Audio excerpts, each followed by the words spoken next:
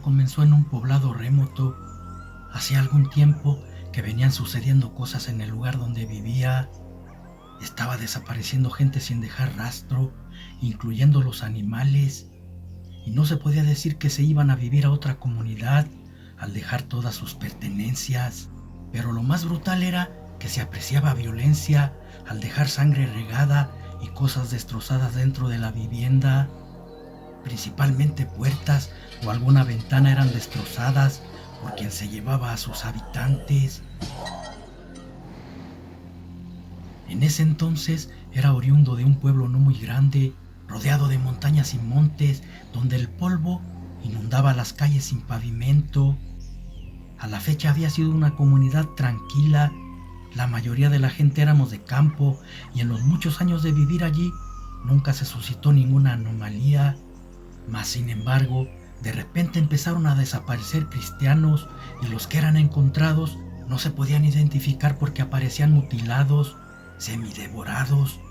No obstante, yo había notado una similitud con él o los asesinos debido a que aparecía cada cierto tiempo cuando había luna llena, y mis sospechas eran que podría ser un gran animal carroñero.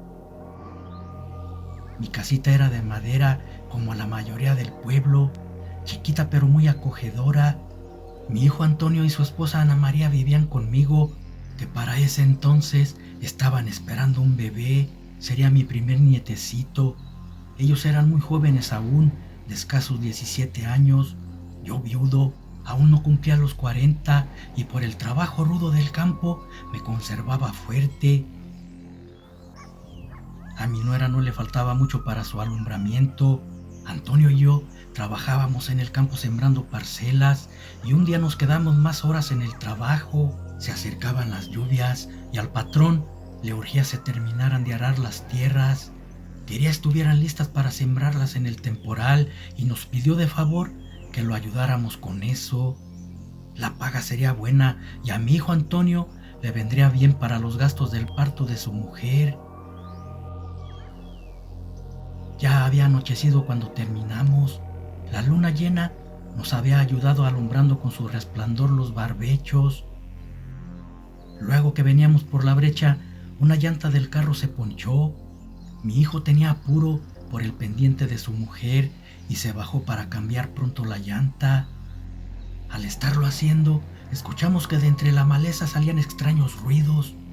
Eran gruñidos mezclados con gritos de dolor humanos, luego fuertes rugidos para finalmente un potente aullido. Pensando que eran lobos atacando a alguien, nos metimos al auto, asegurando bien las puertas. Después que ya no se oía nada, fuimos a ver si alguien necesitaba ayuda, pero entre los matorrales solo encontramos trozos de ropa desgarrada. Extrañados, subimos al carro y nos fuimos.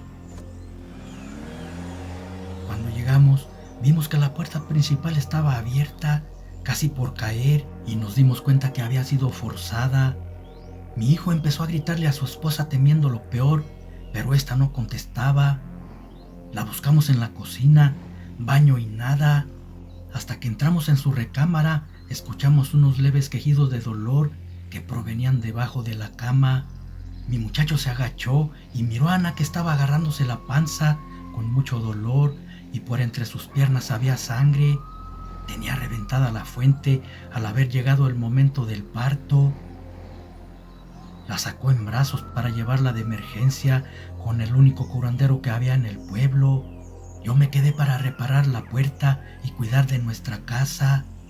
Casi terminaba de repararla cuando mis ojos se toparon con unos arañazos muy profundos en un costado de la pared de madera. Más bien parecían zarpazos de alguna garra enorme. Pensé que serían de un oso, pero miré que en el suelo estaba tirada una garra que no era de un animal conocido. Entonces escuché unos gruñidos provenientes de los corrales vecinos y caminé agazapado por unos pequeños árboles que teníamos en el patio hasta llegar al pesebre donde bebían agua nuestros animalitos.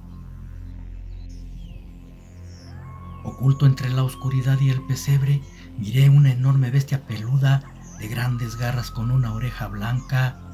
Caminaba solo con sus patas traseras e imaginé que la uña encontrada era de ese descomunal animal. Sus enormes mandíbulas llevaban una ternera. En eso, escuché disparos y claramente vi que su cuerpo se doblaba al recibir los impactos, pero sorprendentemente luego se levantó emitiendo un potente rugido y se perdió en lo oscuro del monte. Al ver que mi vecino salía corriendo con el rifle aún humeante, salí a su encuentro. Le grité que era su vecino para que no me fuera a disparar. Agitados, nos detuvimos donde le había disparado al engendro y vimos que había sangre regada en la tierra, mezclada con un pelaje áspero negro, pero nada había de aquella bestia infernal. Entendí por qué nuestra puerta estaba casi derribada y del por qué encontramos a mi nuera debajo de la cama, oculta, asustada. A la mañana siguiente, cuando mi hijo llegó, Ana María había dado a luz un hermoso varón. Luego, ella nos contó lo sucedido por la noche antes de llegar de nuestro trabajo. Dijo que había escuchado ruidos al caer la noche antes que llegáramos nosotros y cuando se asomó por una ventana vio una enorme bestia de facciones lobunas y humano. Por eso se encerró en su cuarto, metiéndose bajo la cama asustada. El miedo fue lo que le había provocado la venida del bebé antes de tiempo. Por lo que había presenciado yo también esa noche, les dije que esa bestia, al no haber encontrado una presa en casa, se fue a la del vecino, porque cuando estaba arreglando la puerta escuché unos rugidos y oculto lo vi salir del corral con una ternera muerta, y aunque el vecino le metió de balazos, no le hizo nada. Después les mostré los zarpazos que había dejado en la pared, saqué la garra del bolsillo que había encontrado y se las mostré. Mi hijo Antonio supuso que todo estaba relacionado con lo que escuchamos en el monte y tenía razón, porque fue el momento que alguien se estaba convirtiendo en bestia. Cuando nos dimos cuenta que ese ser era quien estaba matando a la gente y a los animales, tendríamos que tener más cuidado, más ahora por el niño. Sabíamos que las balas no le hacían ningún daño y que aparecía cada luna llena. Eso era una pequeña ventaja para nosotros. Así al menos podríamos proteger bien puertas y ventanas para ocultarnos esas noches de luna llena. Pasaron 5 meses en los cuales mi nietecito ya estaba bautizado. Le habíamos puesto Antonio Nicolás, pero de cariño le decíamos Toñito. Todos estábamos enamorados de él. Dios nos había bendecido al mandárnoslo y nos sentíamos privilegiados por esa bendición. Parecía que todo iría bien, pero aquella bestia seguía haciendo de las suyas. Nadie del pueblo queríamos trabajar por miedo, mucho menos salir de noche o dejar solos a la familia. Cada noche de luna llena desaparecía alguien, si no un cristiano, algún animal. Una noche nos sobresaltó un estruendoso ruido. Nuestra puerta había caído derribada. Escuchábamos gruñidos dentro de la casa y el crujir de la madera del piso. Al ir caminando, alguien demasiado pesado sobre ella. Teníamos tiempo durmiendo en la misma habitación, previniendo el peligro, y con mucho cuidado, sin hacer ruido, salimos por la ventana trasera, donde teníamos el auto listo, puesto previamente, pensando que esto podría ocurrir algún día. Apresurados nos subimos, mi hijo al volante, su esposa e hijo a un lado de él, yo me subí en el asiento trasero. Encendió el auto y arrancó a toda velocidad. Entonces, aquel hombre lobo, al escuchar los ruidos, salió rápido en nuestra persecución. Era tan veloz, nunca había visto algo así. Corría a la misma velocidad que el coche. De pronto ya no lo vi y creí que lo habíamos dejado atrás. Ana María le decía a Antonio que acelerara, pero el carro ya no daba más. Además, por lo escarpado del camino, era más difícil para mi hijo conducir. De repente la bestia se nos atravesó por un lado y chocamos contra él, haciendo perder el equilibrio a mi hijo, y fuimos a impactarnos contra un árbol.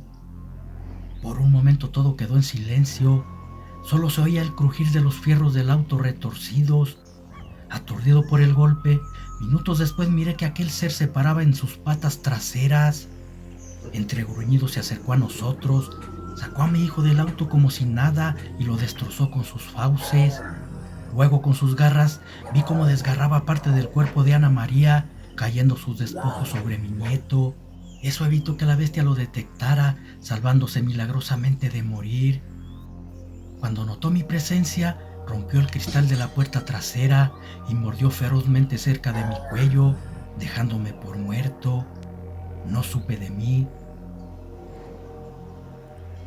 2 semanas después, desperté en casa de mis vecinos. El curandero había curado mi herida. Ellos cuidaron a mi nieto y de mí mientras estuve convaleciente. Cuando me recuperé, prometí cuidar a mi nieto ante la tumba de sus padres contra todo peligro. A los días empecé a sentir cambios en mi cuerpo. El primero fue la herida, ya que sanó por completo en unas semanas. Algo increíble para una mordida de esa magnitud.